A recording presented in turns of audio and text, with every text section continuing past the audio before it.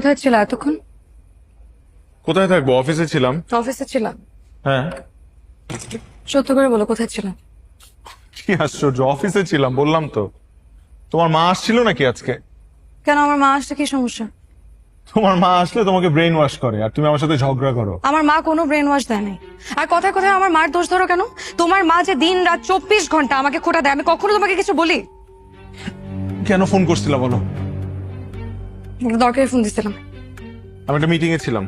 জি না, আপনি কোনো মিটিং এ ছিলেন না। তোমার কি মনে হয় তোমার অফিসে আমি ফোন দেই নাই? তোমার পিএস তো বলছে তুমি অনেক আগে অফিস থেকে বের হয়ে গেছো। সত্য করে বলো, কি লুকাইতেছো তুমি আমার থেকে? আর কি লুকাবো?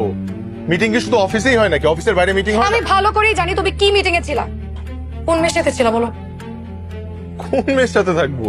This is your last chance. কোন মেয়ের সাথে ছিলা আমাকে বলো। আমি যে একটা মেয়ের সাথে মিটিং এ ছিলাম এটা তো শাওনও জানে না। তুমি কি করে জানলা? তার মানে তুমি অবশ্যই কোনো মেয়ের সাথে ছিলা, আমি জানতাম। তুমি আন্দাজে একটা কথা বলছো, ফাঁকা গুলি ছাড়ছো। আমার নিজের ট্রাপে আমি নিজেই পড়ছি। তুমি কিসের ট্র্যাপে পড়বা? তুমি তো অলরেডি ট্র্যাপে আছো। গোপনে গোপনে মেয়েদের সাথে এসব করে বেড়াও তুমি। আরে সঞ্জিদা আমার ইউনিভার্সিটির ফ্রেন্ড, ও ক্লাসমেট ছিল। ওর সাথে বসে একটা রেস্টুরেন্টে জাস্ট কফি খাইছি, দ্যাটস ইট। সমস্যা কোথায়? সমস্যা তোমার ব্যবহারে। যে মেয়ের সাথে কথা বলার জন্য তুমি বোর ফোন ধরো না, ফোন রিসিভ করো না, সেই মেয়ের সাথে তুমি কি করে বেড়াও আমি বুঝি না।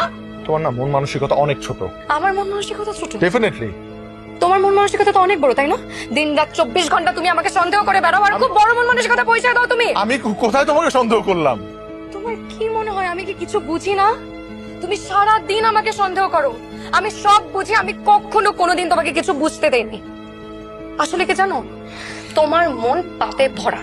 এই কারণে তুমি যেমন, তুমি আমাকে একদম ঠিক তেমন মনে করো। তোমাকে কে বলছে আমার মন পাপে? বলা লাগে না তো।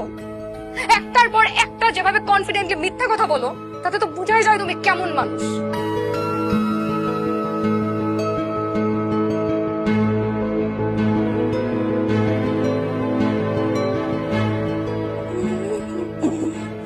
কোথায় যাও? কোথায় যাবো আবার? অফিসে। অফিসে যাচ্ছ এভাবে? হ্যাঁ, এত সমস্যা কি? আজকে অফিসে ফরেন ডেলিগেট আসবে, তাদের জন্য পার্টি রাখা হয়েছে।